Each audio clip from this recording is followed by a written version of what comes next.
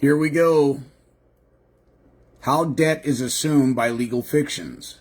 We now refer back to the matter of assumption, as already discussed, with the relationship to arbitrarily created juristic persons, ergo, state of California, all capital letters, state of Nebraska, state of Arizona, state of Indiana, state of New Mexico, state of Florida, Michigan, Texas, right?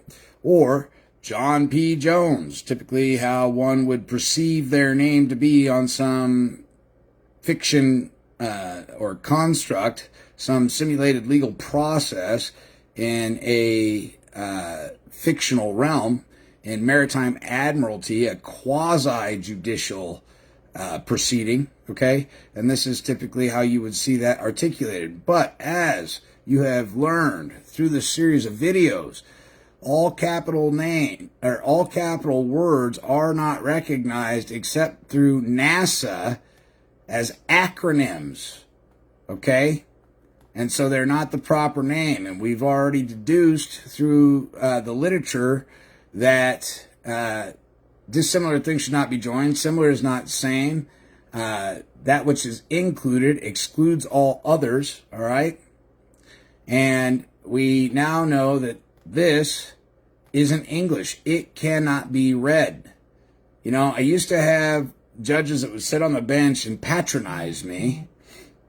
And they would say things like, can you read and write English? Mr. Gonzalez, can you read and write English? And I would say, of course I can, right? And they said, okay, good, sit down then. See, what they were trying to point out to me in the negative is that if you can read and write English, you know this has not a fucking thing to do with you. So what the hell are you doing here? Okay? That's what it means. So later on, before I caught on to what they were actually trying to tell me, in the negative, dispositive statements, okay? Then I'd go into court and they'd say, is this your name? I'd say, nope. All right, we're going to issue a bench warrant then. Let the record show Derek S. Gonzalez didn't show up today. I still quite hadn't figured out what they kept meaning by, can you read and write English? Okay, good, sit down.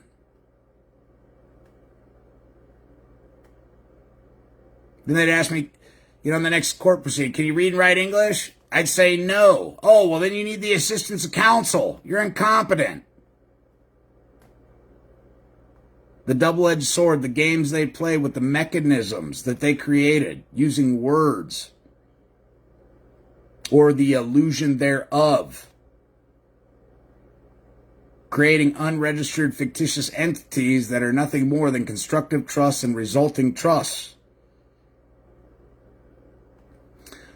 Since an assumption by definition implies debt, what debt does a legal fiction assume?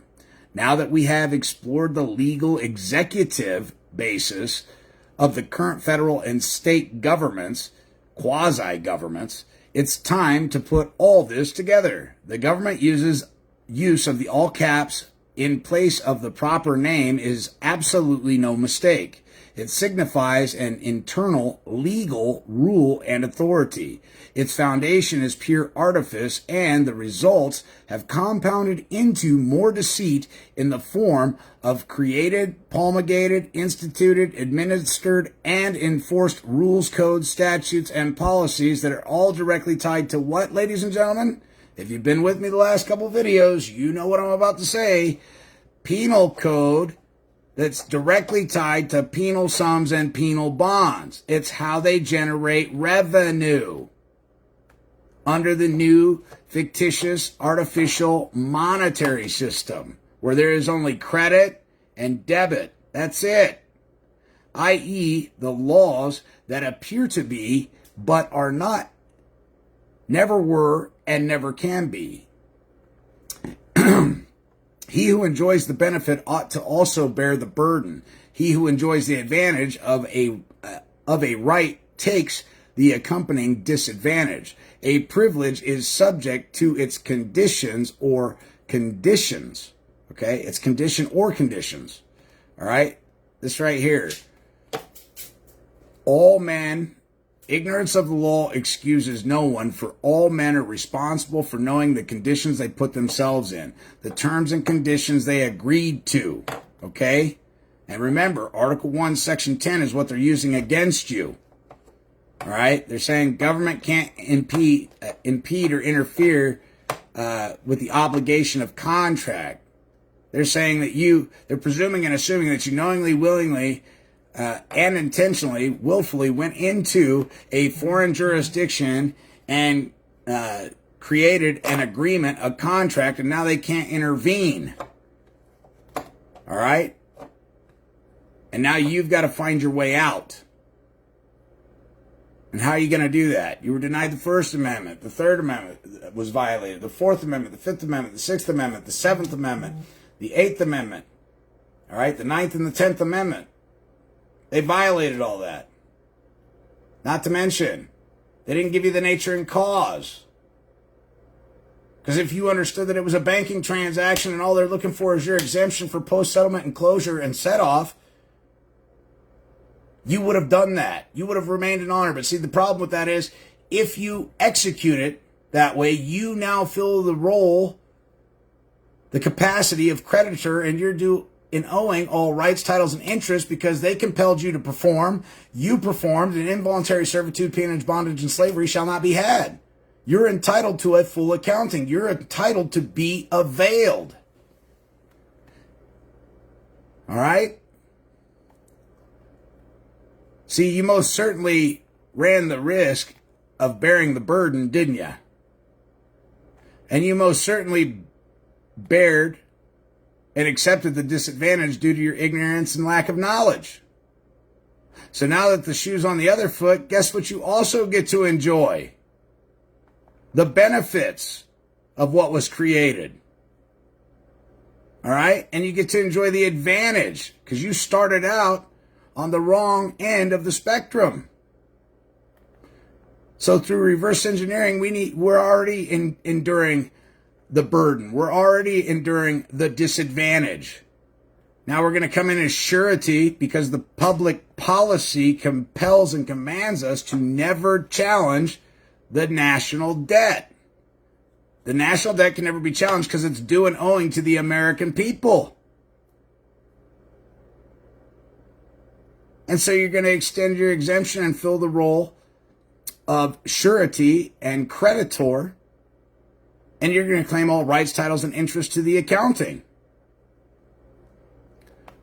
Birth certificate. Since the early 1960s, the state governments themselves specially created juristic corporate persons signified by the all caps, have issued birth certificates to persons, to persons, to persons. They created persons. They didn't issue them to persons. They created the person. You're a holder in due course of that bill of lading, that warehouse receipt. Okay? You're a preferred stockholder in the United States having special drawing rights.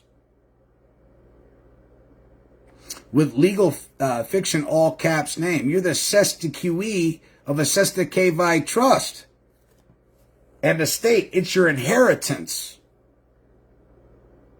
You are not the thing. If anything, you give action and personality to it. But you are not the thing. They created it. It's a debtor. It has an account number. They created this so they didn't get strung up for treason against the people when they took the gold, the abrogation of the gold clause, and mortgaged everything absent due process of law, violating the Fourth Amendment, the Fifth Amendment. Okay? Taking property without just compensation. See, they couldn't just do that. They had to give the people a remedy because they have a right to their persons, houses, papers, and effects, things, the right to life, liberty, the pursuit of happiness, and the enjoyment of property. See, when you read the 73rd Congress, First Session, Volume 77, Part 1, you understand real quick why they did what they did. Because otherwise they would have been strung up. This is not a lawful record of your physical birth, but rather the birth of the juristic, all caps name. It may appear to be your true name, but since no proper name is ever written in all caps, either lawfully or grammatically, it does not identify who you are. It is a warehouse receipt proving and evidencing they owe you a really large fucking debt. Okay? A small debt creates a debtor. A large debt creates an enemy. Is it any wonder they're declaring you to be an enemy belligerent combatant?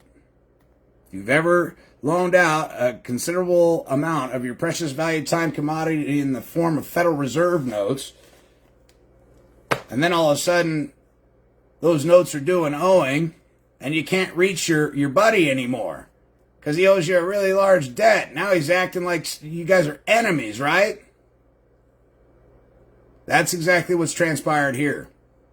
The birth certificate is the government's self-created document of title. It's theirs. It's theirs. Okay? Your precious valued time commodity was pledged to the IMF. Pledged.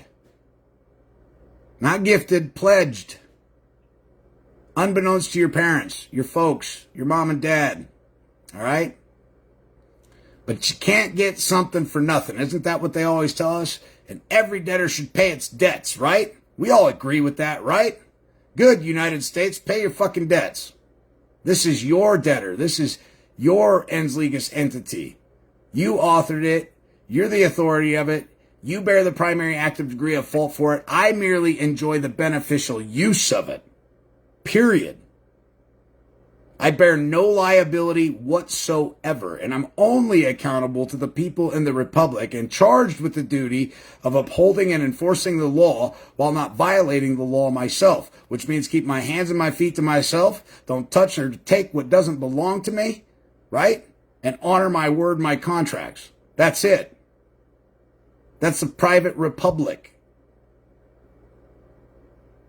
And they have a duty to make sure that corporations don't infringe on my unalienable rights, which they do day in and day out by using artifices and schemes and avoiding the plain language doctrine and creating mechanisms to by way of inducement to entice people to play their game without full disclosure, which is a denial of due process of law. Okay? For its new property, i.e. the deed to the juristic name, artificial person whose all caps name mirrors your true Christian appellation or true name. The birth certificate brings the new all caps name into colorable admiralty maritime law, under the law of merchant, under the law of mercantile. Here's another thing that it does. It's part of a trust. Okay? And in the exclusive jurisdiction of equity, you're owing everything, all of the energy or your future labor that they hypothecated into existence to float this fiat monetary system that by design will implode. Every fiat system throughout the world has always imploded. The value of the fiat is never more valuable than the day that it is issued, and slowly through time, it diminishes in value due to overprinting, which causes inflation, which causes a divide between the poor, the middle class, and the wealthy. And when there's no more middle class, you get war, or what you're seeing today, which is war.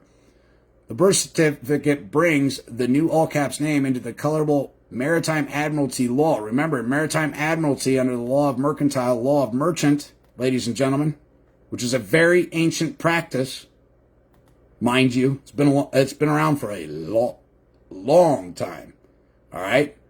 This is all presumption and assumption. Dealing with fictions. The same way a ship and ship of state is birthed.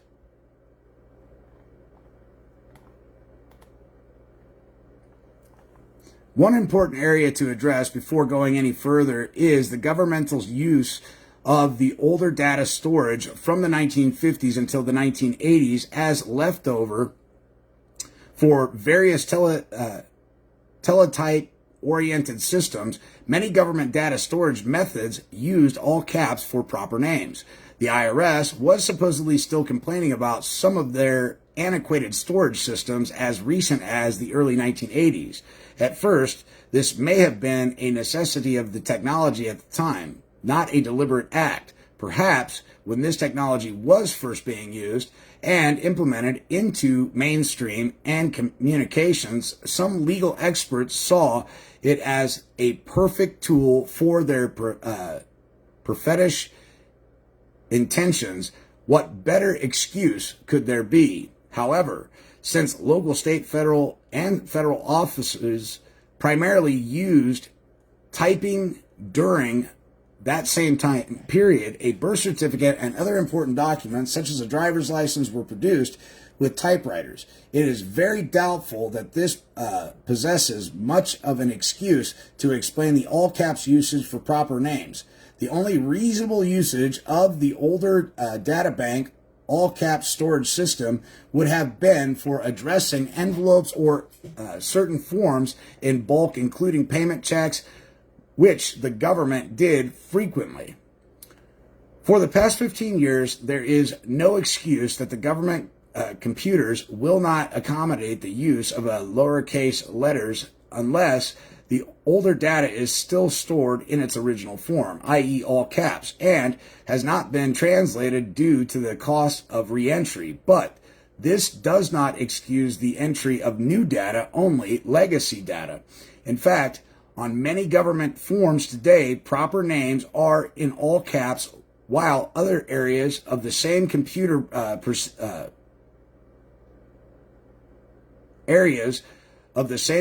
produced documents are in both upper and lowercase. One can only conclude that now, more than ever, the use of the all caps is in substitution. The writing a proper name is no mistake. When a child is born, the hospital sends the original, not a copy of the record of life, birth, to the State Bureau of Vital Records, because it's a vital record of a vital nature. It's a banking instrument, okay?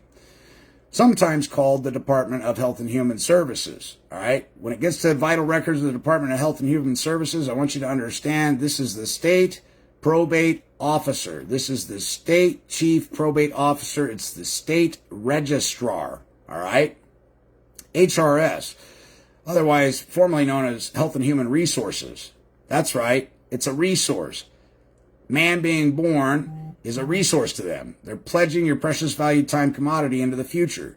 Each state is required to supply the United States with the birth, death, and health statistics. The state agency that receives the original record of live birth keeps it and then issues birth certificates in the corrupt alter ego all caps version of the baby's true name, i.e. James Wilbur Smith.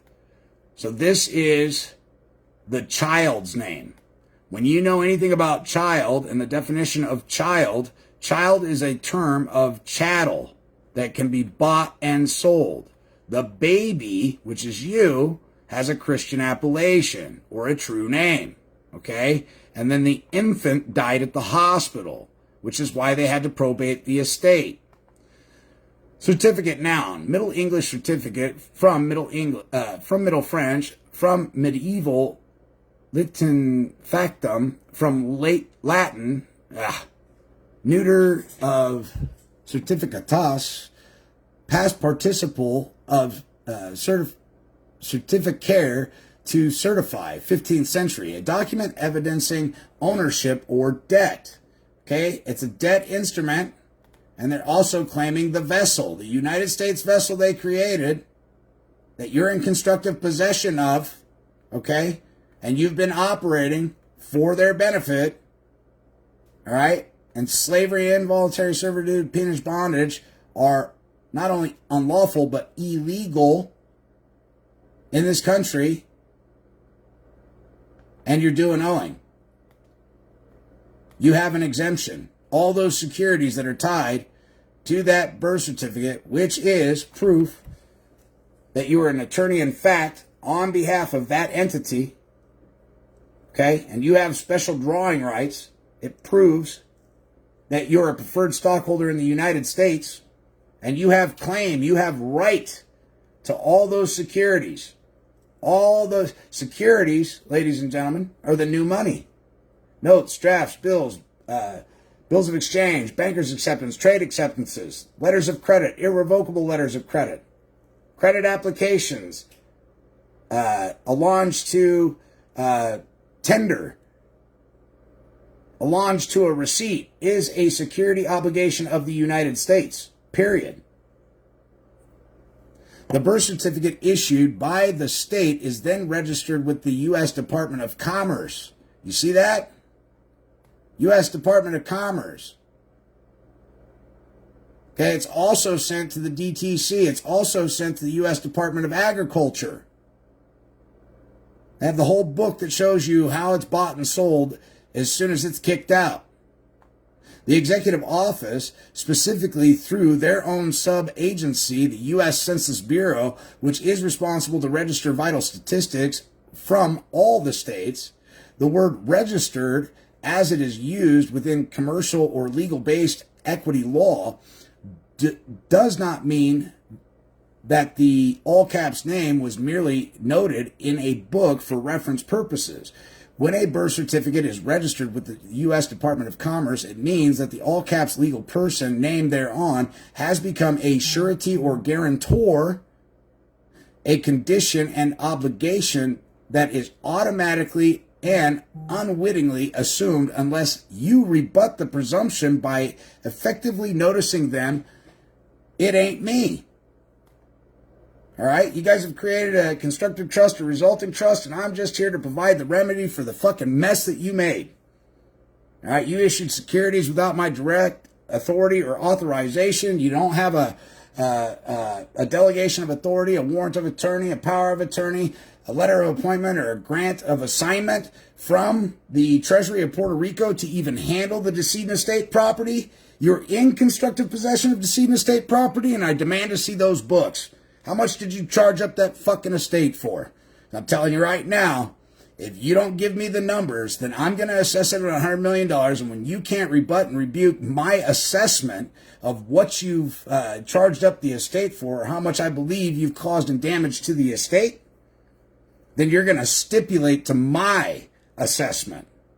Watch how quickly they bust out the books. Watch how quickly they want to make a deal.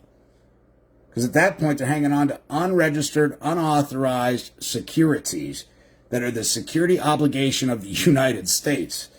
And they're engaged in extortion and tax evasion. All right?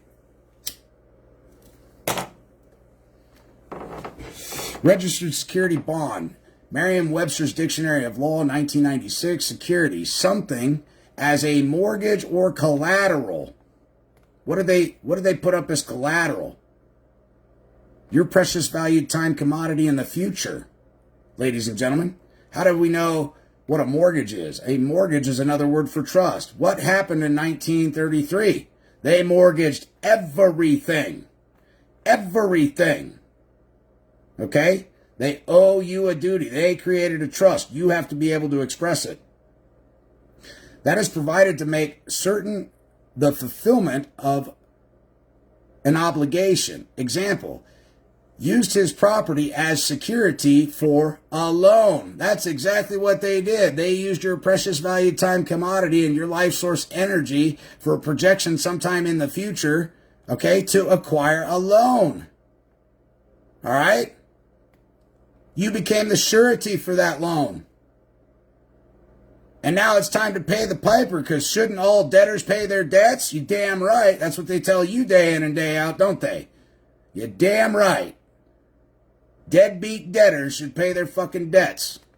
And they owe you a large one.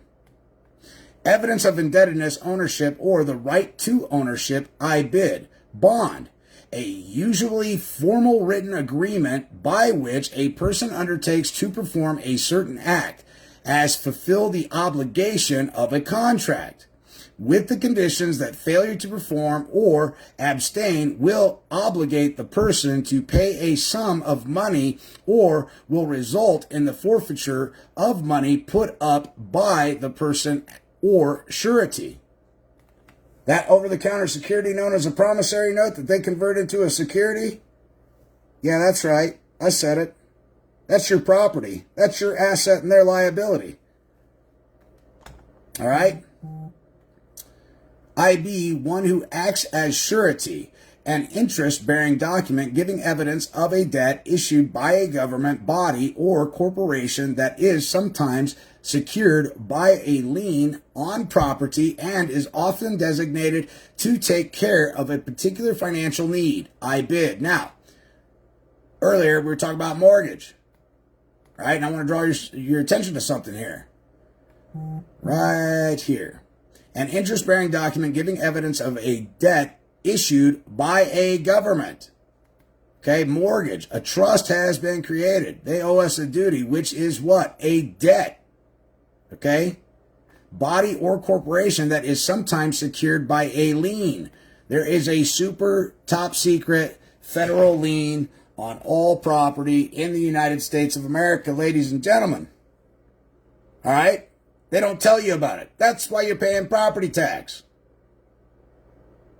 Through an unlawful conversion, through a system, a series of mechanisms like title insurance, the register of deeds, the mortgage broker and dealer, the seller of the house, through all these little mechanisms, they create these inconsistencies and they unlawfully convert your intent for a purpose to benefit them. And it's clearly evident when you go and look and see that, first of all, you're not even on the warranty deed, the joint tenancy deed, the trust deed, the deed of trust, if you will. It's an all caps, ens legis, unrecognizable, unregistered, false and fictitious name. You're a squatter. You don't even have a contract in place. And it says that unregistered, false and fictitious name is a tenant. You've been hoodwinked. Surety, the person who has pledged him or herself to pay back money or perform a certain action if the principal to a contract fails as collateral and as part of the original contract. Ladies and gentlemen, you've always been the surety. You've always been the surety for the incompetent, insolvent, United States defunct de facto corporation. You've always been paying their debts. And as the surety paying their debts, you come in as creditor demanding your rights, titles, and interests, which is exactly how you use the IRS. That's exactly how you use the IRS.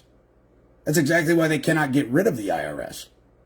You're owing everything back. You're paying the excise taxes for the corporations. Federal Reserve notes are for bank-to-bank transfers and for no other purpose. They're for taxes.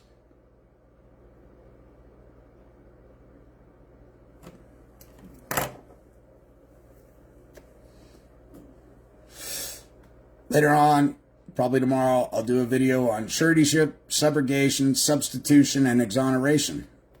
You have to understand these capacities. If somebody asks you, do you have a driver's license? No, the estate has a driver's license. Do you have a birth certificate? No, the estate has a birth certificate. You got a social security card? No, the estate has a social security account and number. I merely have the beneficial use of it. I'm a sestiquii of the Sestiquavi Trust that was created to protect my inheritance.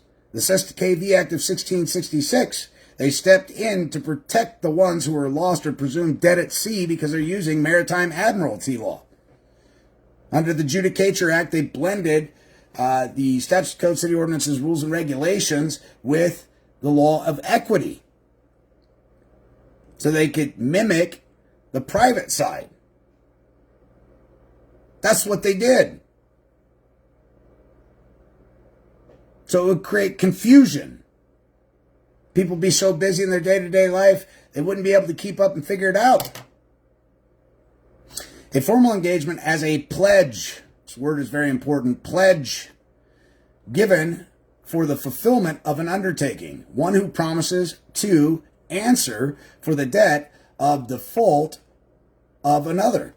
Now, as surety, The surety has all the power in the world to compel the principal creditor, and if they want to be the creditor in this instance, we're just playing musical chairs. You're the beginning and the end, ladies and gentlemen, in commerce. So they're proclaiming to be the principal creditor. That's great, because the surety has all the authority to compel the principal creditor to sue the debtor. And you already know you're not the debtor, because why? I'm the fucking surety. Do you think the principal creditor, the bank, the dealership is going to try and sue the United States Treasury? No way, no how, because those funds were already sent immediately upon the creation of the promissory note and the credit application.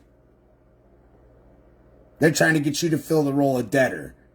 They keep calling you dear debtor in their correspondence, and when they call you dear debtor, you're late, you're missing your payments. Well, all obligations are obligations of the United States. You better call them motherfuckers, because I know you ain't calling the surety, telling the surety he's late. Right? Plus, they're not supposed to have contact, the principal creditor is not supposed to have contact with the debtor without the express written consent of the surety. We learned something today. Under the Uniform Commercial Code, however, a surety includes a guarantor, and the two terms are generally interchangeable. Merriam-Webster's Dictionary of Law, 1996. Guarantor, a person who pledges collateral, otherwise known as a surety, for the contract of another, but separately as part of an independently contract with the obligee of the original contract. Duheim's Law Dictionary. It is not difficult to see that the state-created birth certificate with an all-caps name is a document evidencing debt the moment it is issued. Once a state has registered a birth document with the Department of Commerce, the department notifies the Treasury Department, which takes out a loan from the Federal Reserve. The Treasury uses the loan to purchase a bond. The Fed holds and purchases money security interest in the bond from the Department of Commerce, which invests the sales proceeds in the stock or bond market. The Treasury Department then issues Treasury securities in the form of Treasury bonds, notes, and bills using the bond as surety for the new securities. This cycle is based on the future tax revenues of the legal person whose name appears on the birth certificate. This also means that the bankrupt corporate U.S. can guarantee to the purchaser of their securities the lifetime labor and tax revenues of every citizen of the United States, American, with a birth certificate as collateral for payment. This device is initiated simply by converting the lawful true name of the baby into a child, which is a term of chattel that can be bought or sold. Chattel is paperwork. That's what they call a child, into a legal juristic name of a person. Title 26 USC 163 H3B2 Roman numerals, Title 26, Sections 163, interest, disallowance of deduction for personal interest. 3, qualified residence interest. And B, acquisition indebtedness. 2, 1 million limitation. All right, there's the creation of the backing of how much that initial investment was for the bonds and securities. $1 million. Limitation. I'm not going to read the Latin. The principal part of everything is in the beginning. Legally, you are considered to be a slave or indentured servant to the various federal, state, and local governments via state-issued and state-created birth certificate in the name of your all-caps person. Birth certificates are issued so that the issuer can claim exclusive title to the legal person created thereby. This is further compounded when one voluntarily obtains a driver's license or a Social Security account number. The state even owns your personal and private life through your state-issued marriage license certificate issued in the all-caps names. You have no rights in birth, marriage, or even death. The state holds title to all legal persons the state creates via birth certificates until the rightful owner, i.e. you, reclaims, redeems, it by becoming the holder in due course of the instrument. Now again, you are not the thing. The problem is the belief that you are this thing. You have to ask yourself this one fundamental question. Can you be a name? No. Okay? You can't be a thing. You can't be a name. Are you Derek S. Gonzalez? Absolutely not. I have a calling. I have a Christian appellation, but if you're asking me if I can be an inanimate object, a thing, a figment of man's imagination, a concept on paper, the answer is no. Well, if you don't say your name, we're going to hold you in jail for contempt. Can you just show me the law that states that a man has to have a name? Oh, fuck. Oh, shit. Uh-oh, what do we do now? What do we do now? They just got caught up in their own fucking menagerie of shit. Because there is no law that requires any man to have a fucking name. There's no law. There's no statute that requires anybody to have a name.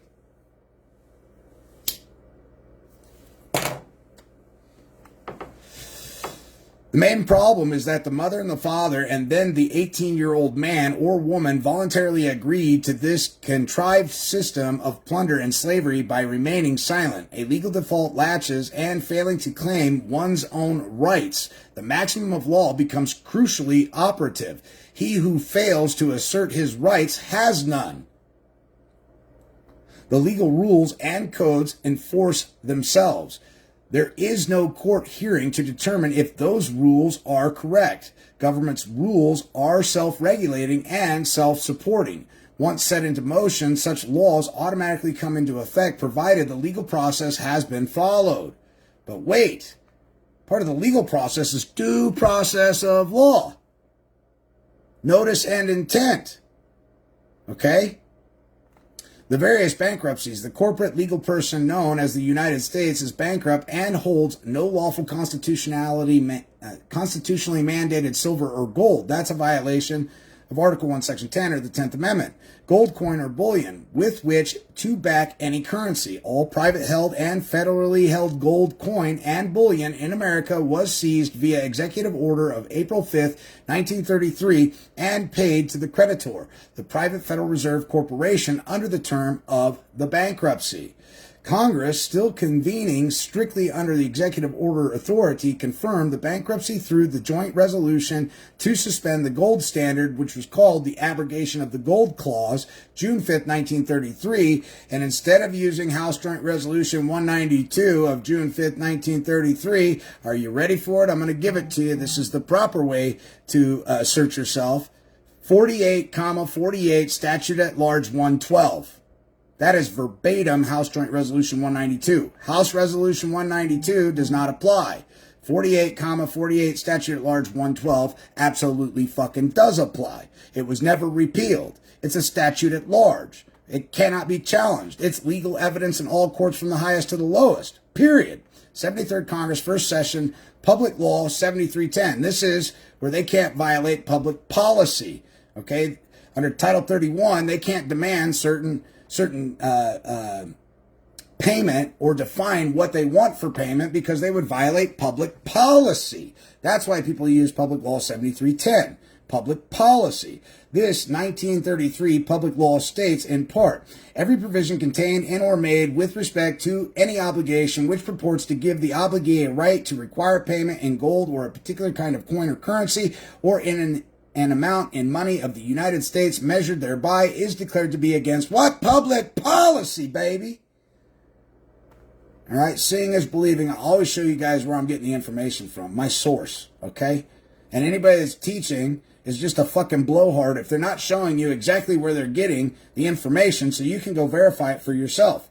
This shit comes right out of the archivist. It comes right out of their records, all right? I didn't make this stuff up. I just took the time to read it, comprehend it, and understand it, and subjected myself to a whole lot of sufferance, which is voluntary, to gain a firm understanding of it. Until you immerse yourself in it, you're never going to quite understand it. It's one thing to read about it. It's a whole other thing to go down the gauntlet and go through their maritime admiralty venues and see how they move and how they act and what they're expecting. All right? The corporate U.S. declared bankruptcy a second time, whereby the Secretary of Treasury was appointed receiver for the bankrupt United States in Reorganization Plan Number 26, Title 5, U.S.C. 903, Public Law 94564, Legislative History, page 5967. Since 1933, the only assets used by the United States to pay its debts, the Federal Reserve, have been the blood, sweat, and tears of every American unfortunate to be saddled with a birth certificate and Social Security account number. Now, if you've been listening to me for these last few videos, you clearly understand they don't belong to you. You have the right of use. It's your inheritance. Who carries the primary active degree of fault? You're the holder in due course. Okay? They carry the primary active degree of fault. They are the ones obligated to satisfy any debt. They're responsible. Okay? The U.S. government must conceal this fact from the American people at all costs. Their future labor and tax revenues have been legally pledged via the new all-caps juristic person names appearing on the birth certificate, i.e. the securities used as collateral for loans of credit, thin air belief to pay daily operational costs, reorganizations, expenses in bankruptcy, insurance policy premiums required to float the bankrupt government, and interest on the ever-increasing wholly fraudulent debt. All right? Now, I won't go as far to say it's fraudulent. Okay? There's a system afoot here. And there's redemption and restoration of your rights, titles, and interest. See, if there was no remedy, we could call it fraud, but there is a remedy. All right? So I would stray away from fraud. You might say they engaged in an artifice and a scheme and used, undue influence, perhaps, to ensnare you in it. Wordsmithing, using the false conveyance of language, but I wouldn't say it's fraud. Okay? Because there's a remedy. I mean, if you say fraud and you were complicit with the fraud, well, then fraud doesn't vitiate fraud if you knowingly, willingly, and intentionally participated in it. And if you didn't read the documentation and understand that it was legal documentation with legal consequences, okay, then you volunteered, and equity doesn't aid a volunteer. So that's the whole point of ascending of the mind and learning this. All caps legal person versus lawful being. Just who or what is the all caps person, i.e. John Paul Jones, John P. Jones, or some other all-caps letter corporation thereof? It is the entity of the government created to take the place of the real being, i.e. John Paul Jones. The lawful Christian name of birthright has been replaced with a legal corporate name of deceit and fraud. Again, I wouldn't call it fraud. It's a trust. They had to set up the trust because what they did. They had to give us a remedy. Okay? When you use fraud, you fall into a dangerous category of not being able to get a remedy or the restoration of your rights, titles, and interest. Okay? You have rights, titles, and interest of use. You came into this world naked, you're going to leave this world naked. It doesn't belong to you. The physical possessions and manifestations of things on this earth do not belong to you. You have the right of use, the enjoyment of property. Okay? You have the highest claim to it. And if there's anybody that has a higher claim, you make them come forward and state their claim and prove it under the pains and penalties of perjury or cease and desist immediately. If the lawful Christian names answer as the legal person, the two are recognized as being one and the same under the doctrine of merger. They're merging you to the fiction. You're making yourself liable. You volunteered. However, if the lawful being distinguishes himself, herself, as the party other than the legal fiction, the two are separated. I'm here as surety, as a third-party intervener to make sure that the national debt's being brought down and that the taxes are paid and that my principal isn't caused harm, damage, and loss and injury, right? Because I'm a preferred stockholder in the United States. So I'm here to satisfy that debt as surety and fill the role of the creditor. Go ahead and send the accounting over here, the accounts receivable, accounts payable. I want it all. All right? The QSIP numbers, the cage codes. I want everything. I'll sit down with the IRS. We'll figure it out. Or you can just cut me the check. See, because you can't tax me on the issuance of my own credit. I issued my own credit, and therefore you can't tax me. It's my credit. All right? When when they're using your credit, they're the ones liable for paying the tax on it. They're trying to claim it as a gift, as abandoned property. A result of federal bankruptcy was the creation of the United States, which was a part of a legal reorganization. The name of each state was also converted to its respective all-caps legal person, ergo, state of Delaware. These new legal persons were then used to create more legal persons, such as corporations, with all capital letters names as well. Now, back in the day, many of you are probably not old enough to remember this, but to abbreviate a state was a 3-letter ordeal, all right? And then after they started with this folly of creating the state of Nebraska, state of Texas, state of California, all that good jargon, they narrowed it down to just 2-letter abbreviations, all right? That's the distinguishment between the de jure union of states, okay, with the 3-letter abbreviation, and the new distinguishment is the 2-letter abbreviation, okay, that is for the commercial public side, all right? The bankrupt defunct de facto corporation. All right? Understanding these little nuances is important. Once this was accomplished, the con began to pick up speed. All areas of government and all alleged courts of law are de facto, color of law, and right institutions.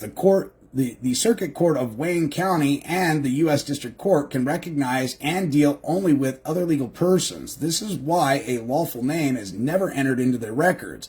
The all-caps legal person is used instead. Jurisdiction is such a sham. Courts cover only other artificial persons. The proper jurisdiction for a lawful being is a constitutionally sanctioned common law venue court. Otherwise, an Article 3, subsection 2 venue, okay? A court of competent jurisdiction and a court of record, all right?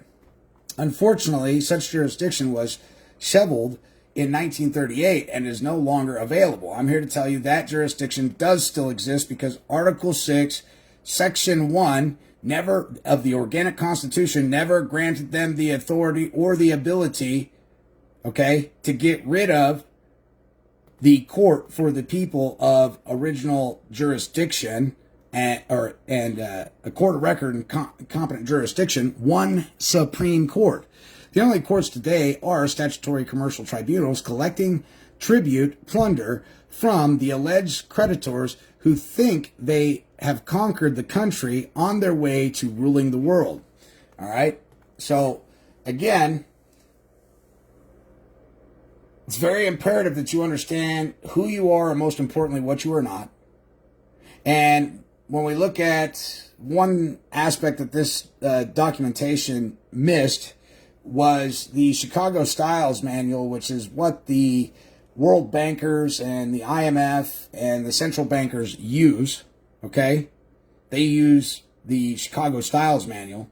And in 2016, on page 666, it identifies all caps printing as being ASL. But the problem is, if you read it even with more enthusiasm and really look at it, you'll see ASL has hyphens in between each letter to join the word. So it's not even ASL.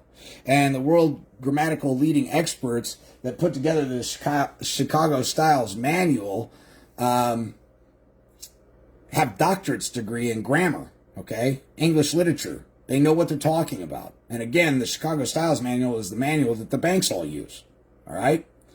So when you're looking at these contracts and you realize that they're using a false conveyance of language to ensnare you in an artifice and a scheme, trying to make you the debtor, and you realize really quick that you can't be the all caps name, and the all caps name belongs to the United States, and they carry the primary active degree of fault for the debt, okay? And you're going to extend your exemption, and you're going to accept it for value and consideration for post-settlement and closure. 40 Statute at Large 411, Section 7E. 48, 48, Statute at Large 112. Now you've stated your intent. Now it's clear. Now it can't be argued. Later on, we'll do a video on suretyship, substitution, exoneration, and substitution. from Henry R. Gibson, Suits and Chancery. And after you've watched all these videos and you watch that one, you'll realize how precious this information is. But again, having knowledge with a lack of desire to put it to use is worthless. Talk to you soon.